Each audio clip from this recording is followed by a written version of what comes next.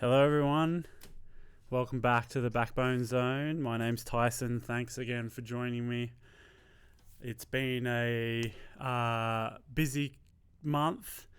I know that I said that we'd be kicking back off with season 2, but a few things have happened in the BMX world and in my world that just, I'm a real life person and things get in the way, unfortunately, but I am excited to get this kicked off. I will just say, just to start with, I haven't done a podcast around it, but I've got a podcast up that I've done just recently with a special guest that will be up and was meant to be up a few weeks ago, but due to circumstances we couldn't get it going.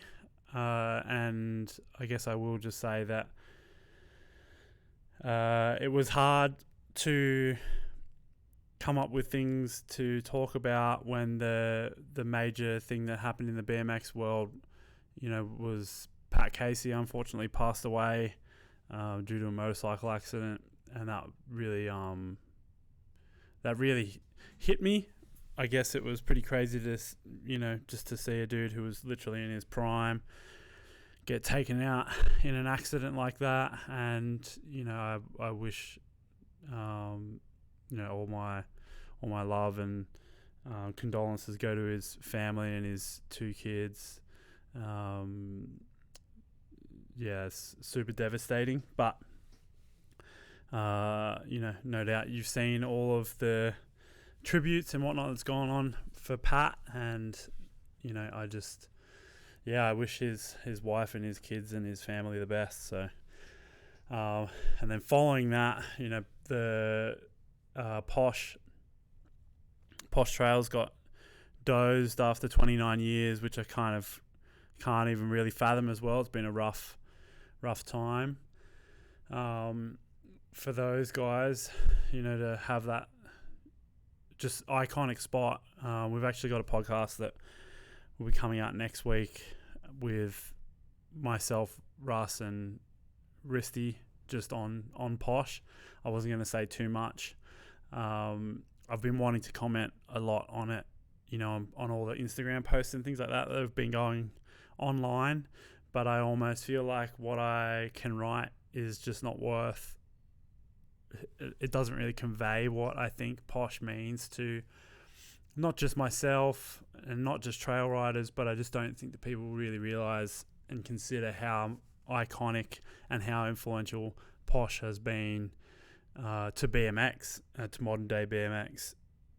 29 years is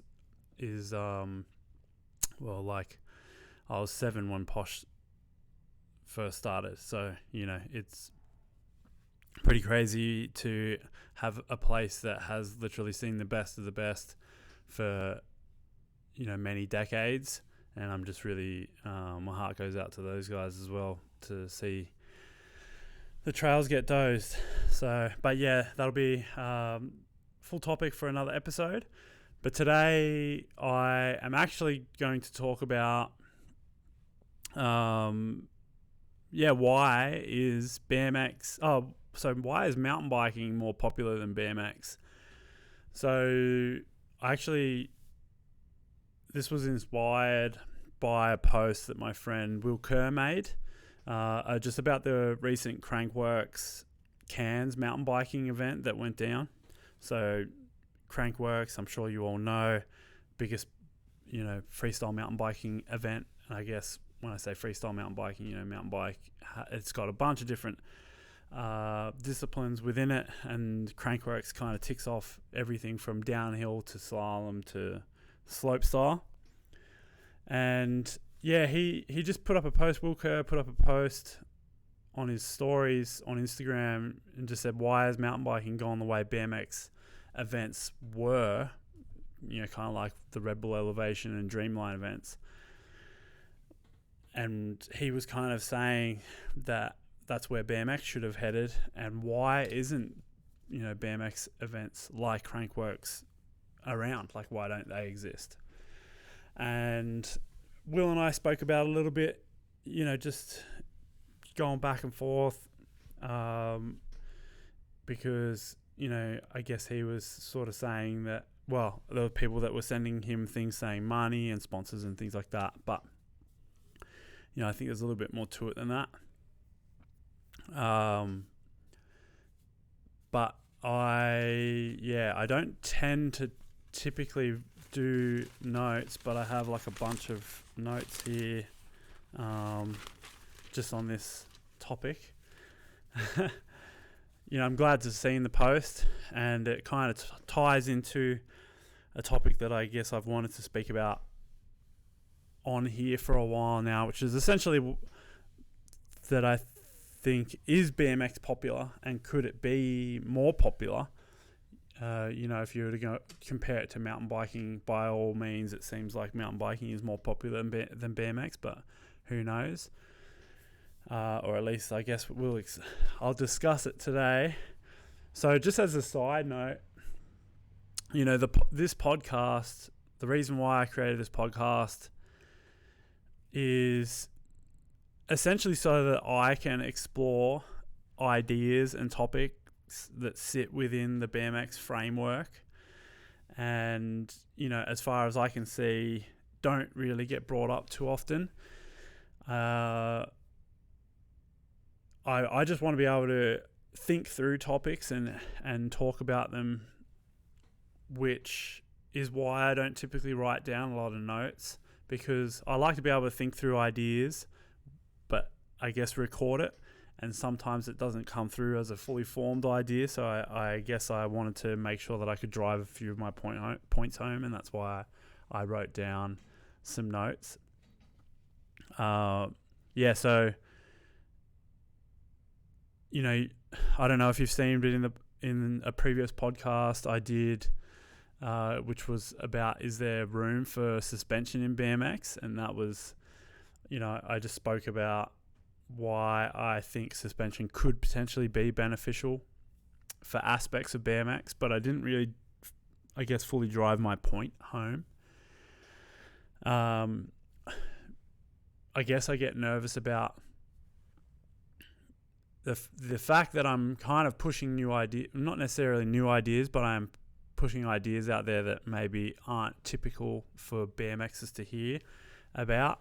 So I get nervous about like waffling on and just talking about, suspension in BMX is a bit of a weird idea for a lot of people. So I'm trying to get a bit of redemption for myself here today, because in that podcast, I guess I was just like, I said stuff that Riss and I joke about a lot, where I said, if BMX is in your heart, then what does it really matter if you've got suspension on your BMX bike, as long as it makes you feel like you're still able to participate in BMX? Then that's all that really matters.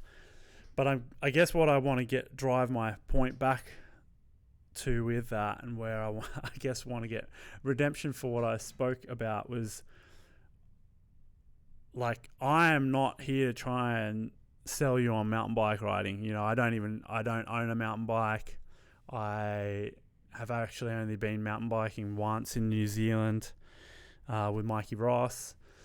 We went downhilling, like hired some bikes, but I just want to make 100% sure and that it's crystal clear that I love BMX.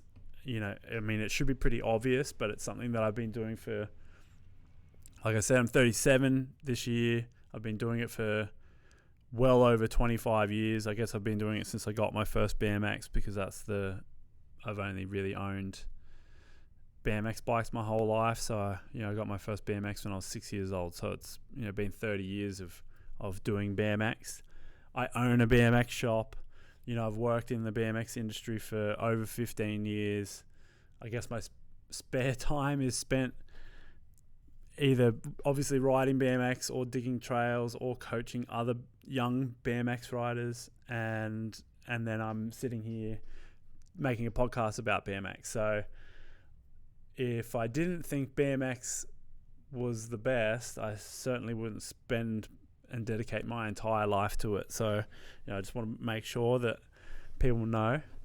But I guess I always think that BMX could be better, and maybe that's just my mindset for things in general. I think that to adopt that like growth and learning mindset, you can always be better than what you were the day before, or at least aim to be better, even if you may not actually get there.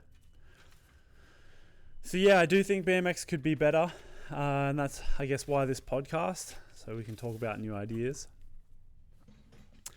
And, you know, it's not about BMX trying to be more like a mountain bike. Like the suspension thing is definitely not, we need to be more like mountain bikes. It's about those BMXers who leave riding BMX for whatever reason to ride a mountain bike. You know, some people just get older, they're scared of riding BMX, they're injured, whatever. And it's the idea of suspension BMX is really about looking at those guys and girls, and why, if we broadened the horizon of what BMX is from an industry standpoint, it would actually keep those riders on a BMX, which would then make BMX stronger because more people participating in BMX. And again, I've said this before on different podcasts, like it's about expanding, it's almost about expanding the realm of that you currently live in, so that you can take ideas and ways of thinking that don't exist within your realm to help you grow as a person, or to help that realm grow. You know, so I guess I've said before, like if you've only ever eaten the food that you've eaten when you were 10 years old, then how do you know how much sick food there is? You've just got no new information coming in. Like, obviously you're gonna be like, that sucks, but at least then that way you know what there is out there, and you can start to adapt, and you can start to evolve, and you can change things. You know, that's how anything good happens. Like if you were to look at even sports over time, you know, or even BMX bikes over time, like if we didn't start to look at what was going on in outside industries, like for example the internal headset, you know, that is something that came from mountain biking. It's way better. There's plenty of things that we can look at from outside industry and be like, oh, okay, cool, that works. Oh, that doesn't work. You know, let's test stuff out. So you don't want to be stuck inside an echo chamber where we're just all these hardcore BMXers just talking about hardcore BMX ideas and not ever letting any new information in. So I guess I like, another example would be, I really love mixed martial arts. I particularly like boxing, but I can see how martial arts has evolved now to where, I guess, MMA, or if people don't know, like the UFC is a promotion of mixed martial arts, you know, and there's all these different people who are doing different techniques, but it's come from like the evolution of martial arts in general, whereas you can't just put just a boxer in a mixed martial arts fight now, because they're going to get kicked in the leg, and then all of a sudden shit's going to go south for them real quick. And then same goes with jiu-jitsu, and you know, it's you're taking pieces of the game to then become the most complete fighter, I guess, that you can be. So this is where I'm kind of starting to think about BMX as not just being stuck in a single train track of ideas. We can start to look at different things and to see how to grow and evolve and potentially get better. So, all right. So now I guess I've preluded some of the ideas and gone over the suspension podcast. You know, again, just to completely reiterate, BMX is the sickest, but we're trying to look for new ideas to see if maybe we can start to broaden our horizon. And it gives me, like, that whole conversation allows me to kind of speak on why I think mountain biking is more popular than BMX, or at least there's the illusion of it being more popular than BMX, and what BMX can take from it. So firstly, the illusion of it being more popular is that a lot of people ride mountain bikes. There's a lot of adults that ride mountain bikes.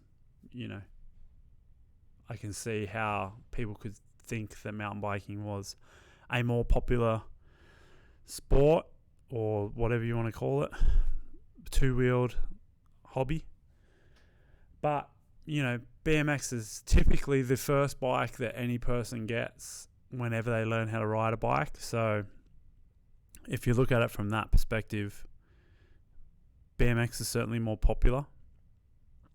I would also say that the time that people spend on their bike when they're younger, from let's just say 4 to 16, and they just ride a BMX, the amount of time accrued on a bike would be much more than the amount of time accrued on a mountain bike, because the BMX is the perfect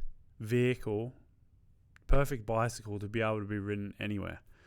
You can obviously ride it on the streets, on dirt, up hills, down hills, skate parks, all these different places, whereas mountain bikes are actually very limited in where they're going.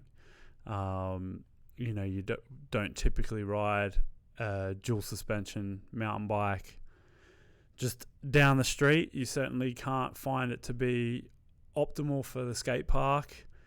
It does work at BMX tracks and jumps, although you could argue that having a rigid BMX bike would be something that is way better on jumps and certainly better on a BMX track. So, in the respect of whether mountain biking is more popular than BMX, it's up for debate. But what we can take from mountain biking, I guess, firstly, to know where we're going with BMX, you need to know where you've been.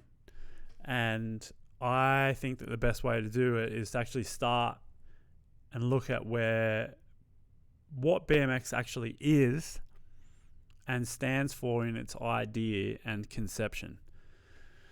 I'm down for BMX being a lot of different things to different people, and the meaning that it can have for each individual. And that's why I'm not here to tell anyone what BMX is, but I'm more just discussing ideas. We had a quote in the old shop that was in a Ride UK magazine, and it was Stu Johnson, the epic, legendary BMX filmer.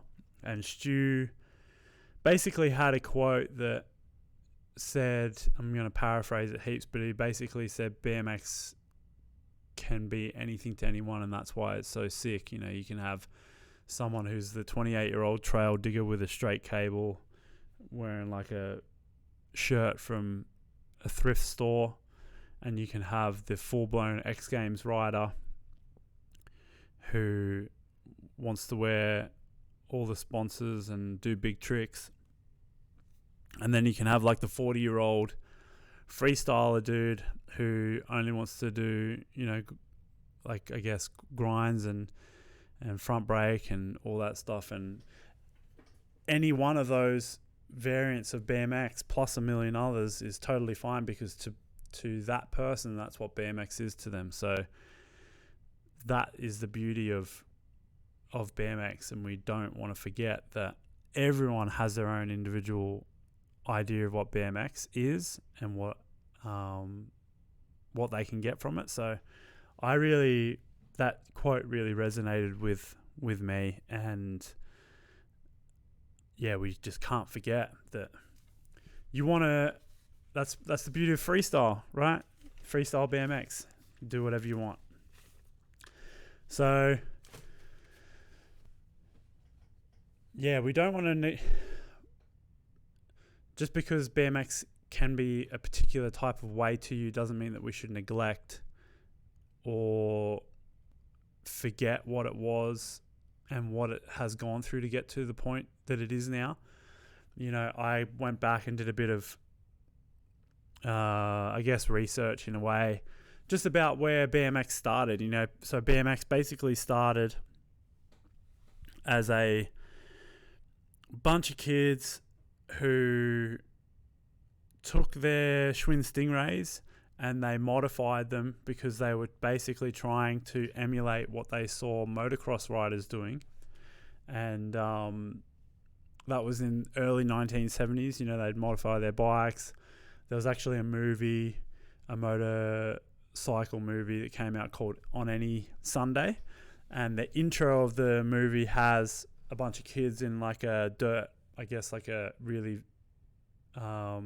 early version of a BMX track, pedaling fast towards like a single roller, and they all get air, and that's the start of the movie. And a lot of people credit that with taking BMX to the masses. But you know, I want to be very clear about this, is the people that invented BMX did it because they had taken something from outside of the realm of what a bicycle was. They looked at motocross and they said, we want to do that, but we want to do that on bikes. They didn't have the bikes, so they just modified their bikes to do it, and then it was born bicycle motocross. So we've got to remember that we're trying to create, well, it started off by trying to create motocross riding on a bicycle. And the cool thing about it is actually BMX actually predates mountain biking. So that happened in early 1970s. If you there's a really good documentary called Joe Kid on a Stingray. There's also, I don't think it's on YouTube, but there's also on YouTube, I think the channel is Stunt a Biker, and they did the history of mongoose. That was interesting to watch as well. But you know, again, this kind of this definitely relates back to what I'm saying about the suspension podcast and the 10-year-old food, like being 10 years old and only eating the food that you ate when you were 10 years old. You know, these kids took something from outside of their world. They took data from something that they saw that didn't exist in their current realm of riding their bike around, and they integrated that and created a completely new idea. There's actually been, just on a side note, there's been a few things that I've just watched just about creating unique and original ideas, and there's a few people that I can't remember where I got it from, but they basically explain that there's actually very few original ideas in the world, and that most ideas are just a remix of old ideas, or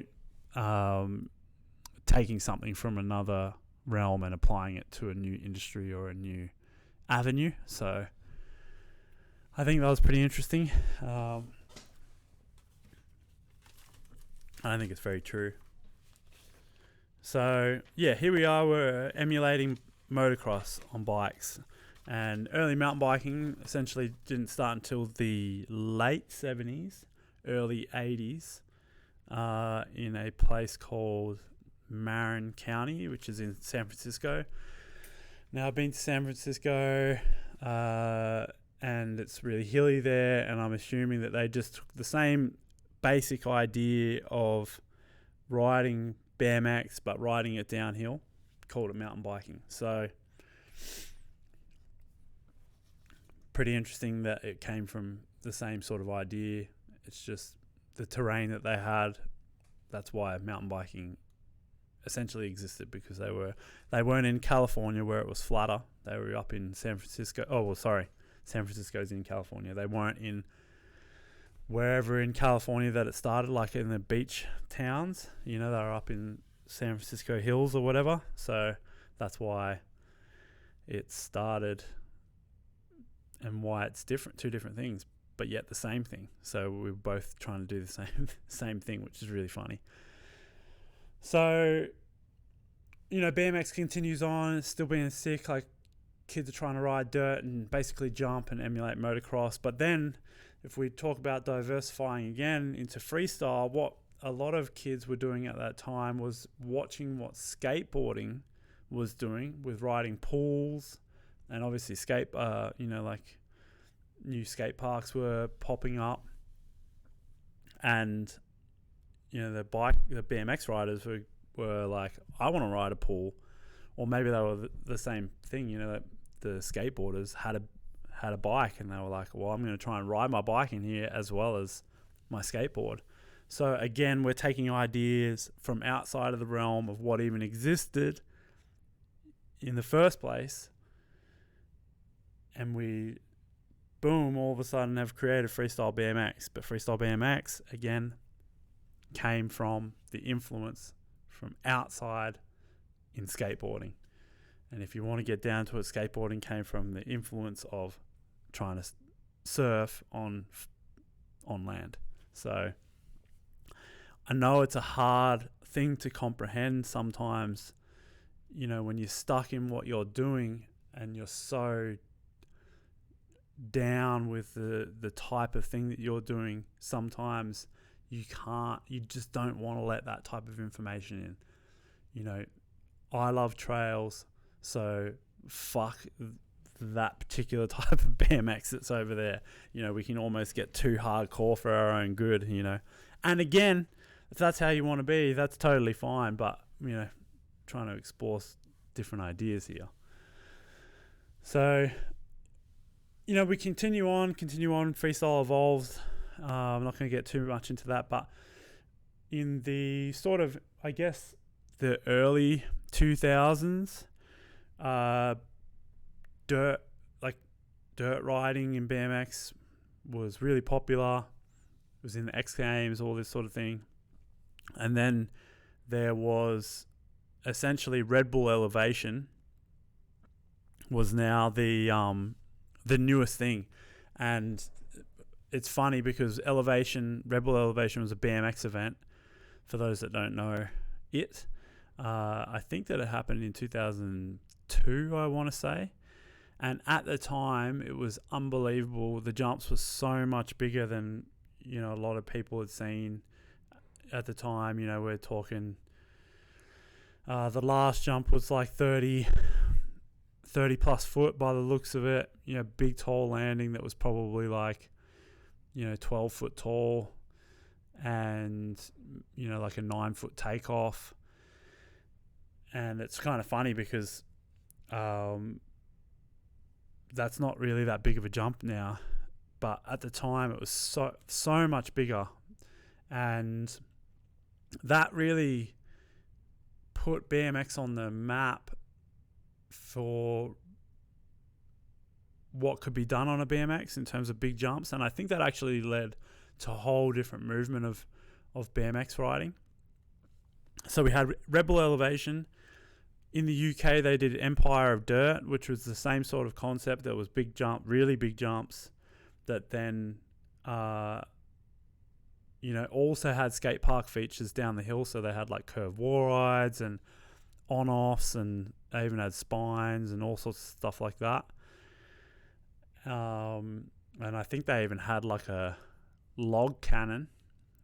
And that was actually Kai Forte and Leo and Toby Forte who kicked that all off. So that was a Red Bull event as well. And then we moved into Dreamline. So Dreamline again was just really, really big jumps.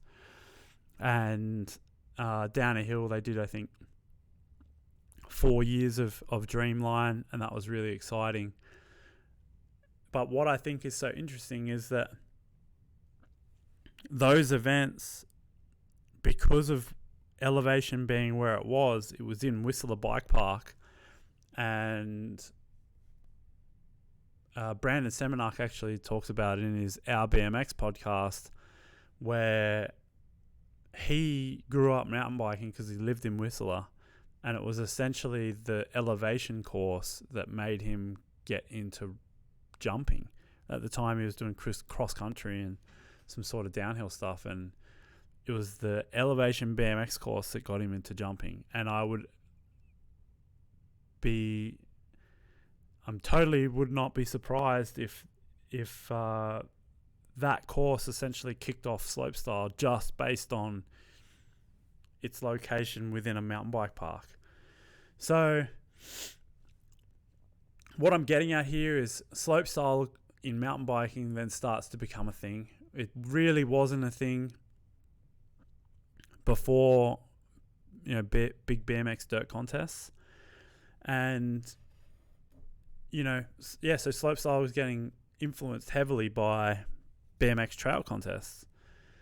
And the interesting thing about that is, at the time, elevation was massive, and like I said, really massive jumps and whatnot. But all of those trail contests were essentially being influenced by trail builders and their trail spots. Like I said at the very start of this podcast, Posh is 29 years old, and while it's not the biggest set of trails, it does have some big jumps in there, and Caddy Woods is just down the road as well.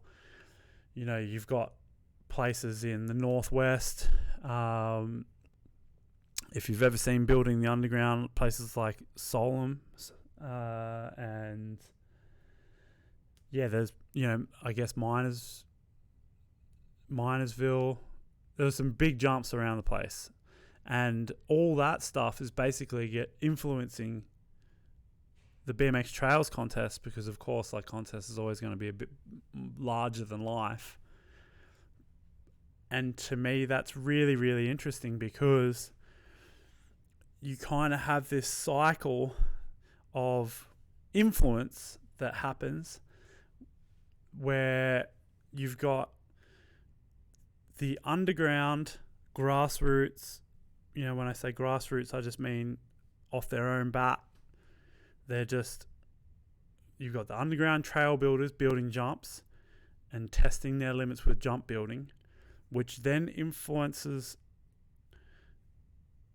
basically the idea of influences the contests, which then contests are popular and seen by the mainstream, or a much wider audience, because trails are underground. And then the much wider audience sees big trail contests like elevation, which is essentially trails. And then that, because it's popular and seen in the eyes of the public somewhat, that then influences the next generation, and the next generation says, I want to be like those guys and girls. So they go, how do I do that? I'm going to start building trails.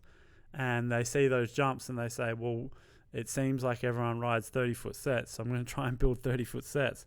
So then we've got this big cycle where it's like the underground trail builders influence the trail contests. The trail contests then influence the public.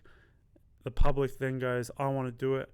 And then that cycle continues because they start building the trails, and then it just goes around and around and around, but it hopefully gets bigger and bigger and bigger. If you were to look at trails now compared to what it was, 20 years ago, jumps are absolutely massive now. Like, it's not uncommon to go to a set of trails and there's like 9-foot lips and 25-foot plus jumps. So that's pretty cool in my mind.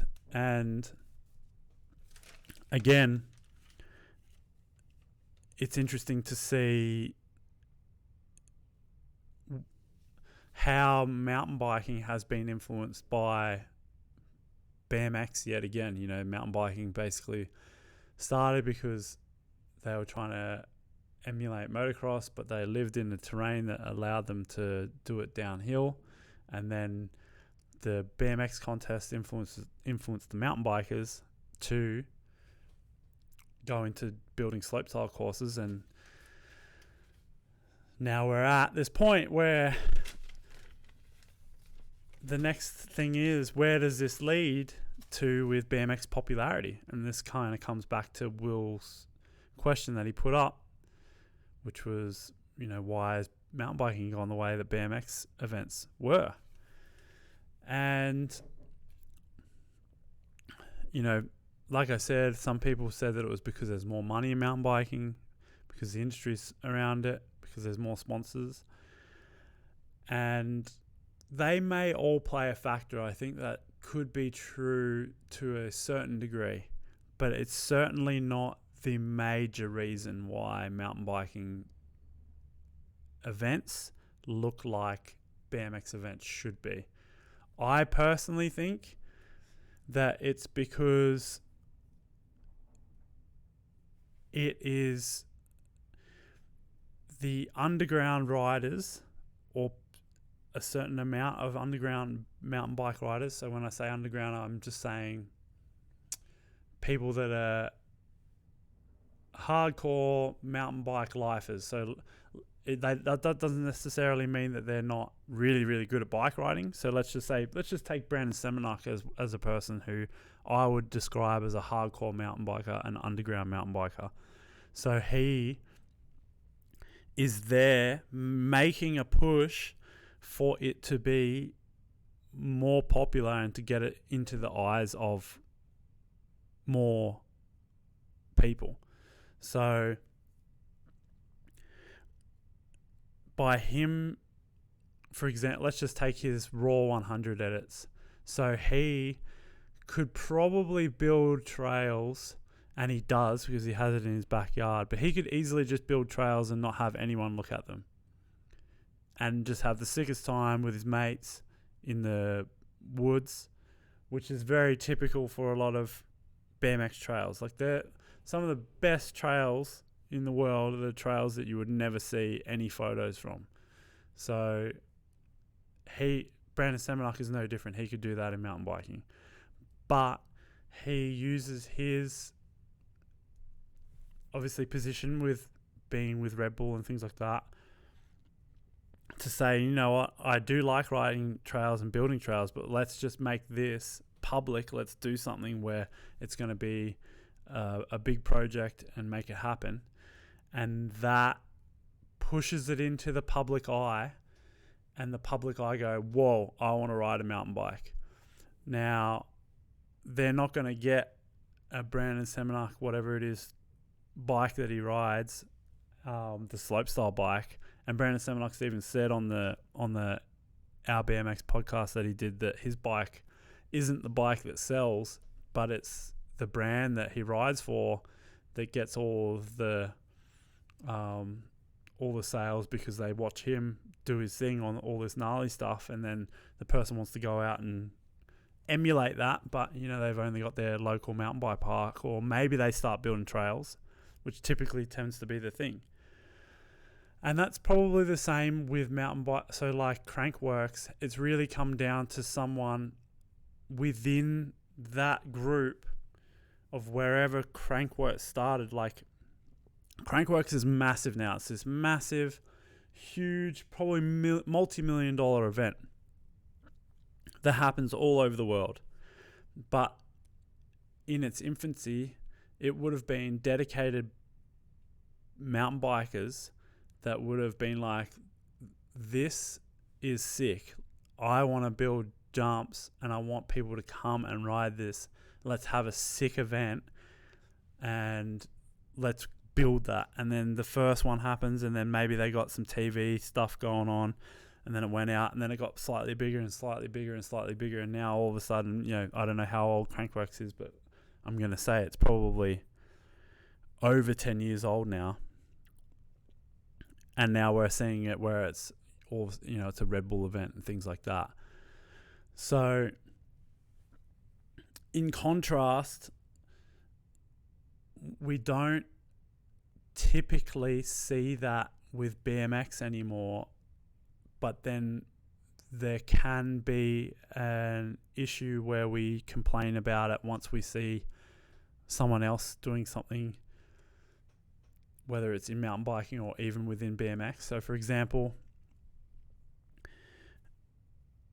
we are so passionate about what we do and love about BMX that often it can be to our detriment.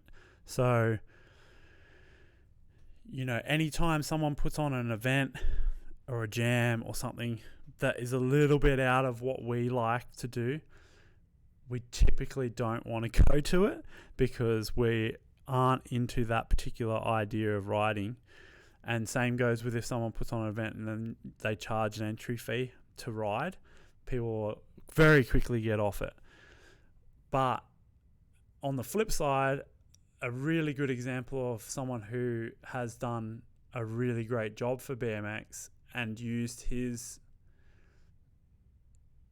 position to make BMX bigger and better and kind of world renowned at the time was, again, like Cam White. He had jumps in his backyard, and I actually lived with Cam for like a few months, and he started building. He had jumps in his backyard, and he started building these jumps that were the biggest freaking jumps I've ever ridden, even to this day, on my BMX.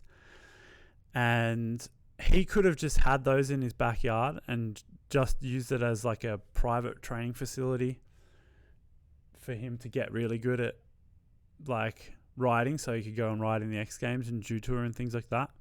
But he didn't. He actually did that and then created a jam that was the Cam White Hillside Dirt Jam. And he was able to get like some of the biggest crowds I've seen in Australia to an event. He had the best riders come every year because it was such a spectacle. And he really put himself on the line, like it would have been it's a lot more work to put a public event on than to just have jumps in your backyard. But he did it. He didn't make any money from it, like he just did it because he wanted to do it. He gave away a bunch of money, in fact, from getting sponsors and things like that. But he made it happen, and that moved BMX in the right direction. And I guess if we're going to get back to the idea of how BMX can get more popular than mountain biking, it just comes down to people willing to take almost the risk of spending more time than you would hope to make something happen. And also, once you're putting stuff out in public, you're at risk of criticism and, of selling out and all that type of thing. But it's that sort of stuff that actually then contributes to hardcore BMX. Because if only hardcore BMX exists and no one sees trails, then because it's never in social media or on TV or whatever, then how can you expect the next generation to get into the thing that you love? Whereas if you have a bunch of those kids who may have liked BMX, but they're seeing all this stuff from mountain biking, then they're going to be like, oh, well, I just want to do mountain biking now because it's like I see it more. And it's as simple as that. There's always going to be a hardcore, like I'm always going to be personally 100%, I'll be digging trails, in some respect for the rest of my life because it's something that I love doing and it's really fun. But how do you inspire the next generation to do that unless they're lucky enough to live in the same town and you're nice enough to let them into your scene? The way that you get kids inspired and the next generation inspired to build the underground is to actually create events that show them the sickest aspect of the thing you love. So for me, being able to, if we could put on if BMX could have a sick event that's a dirt event that almost looks like a slopestyle event, which is, again, let's go back to it. Slopestyle was essentially stolen from BMX, or, the idea of it was taken from BMX in that elevation and the Red Bull Empire dirt and those things. And they've run with it, and good on them. But if we can do an event that's like that, and then more public can see that BMX is the right tool for the job on dirt at trails, then that's how BMX is going to take back some of its popularity. Because, we started off in the dirt. We started by emulating motocross. There's nothing wrong with, trying to get people back on BMX bikes, because they just need to see that there's more ways to ride BMX. And at the moment, trails are so underground that people don't see that as much. They only see mountain bikes on dirt. So that's the popularity talk. I think that to add to that, the suspension idea, like what I said with on the other podcast, if it made someone feel more comfortable to be riding a 22-inch or a 24-inch BMX bike that was had a sick geometry and made them feel a bit more stable on jumps, then that would be sick too. And if there was, say, someone that came out with a bigger wheeled BMX bike with suspension, but it stayed within the BMX industry, because at the end of the day it comes down to whether it's sold from a BMX company or not, in my mind, and they're trying to do good for BMX. If that helps an older rider who's too scared to be on a 20-inch BMX, then with no suspension, then I'm all for it. But to have the public eye see BMX on dirt, to me, that's what takes the popularity away from mountain bikes. So big discussion, probably plenty more that I missed, but I would love to hear your thoughts on it. I really appreciate you waiting around for the Backbone Zone. I just appreciate you guys listening, and please leave me any ideas that you have in the comments, or hit me up on Instagram. A few exciting announcements coming pretty soon. Got to keep them under my hat, but just keep an eye out. Go to the Backbone website, and I'll see you guys in the next one.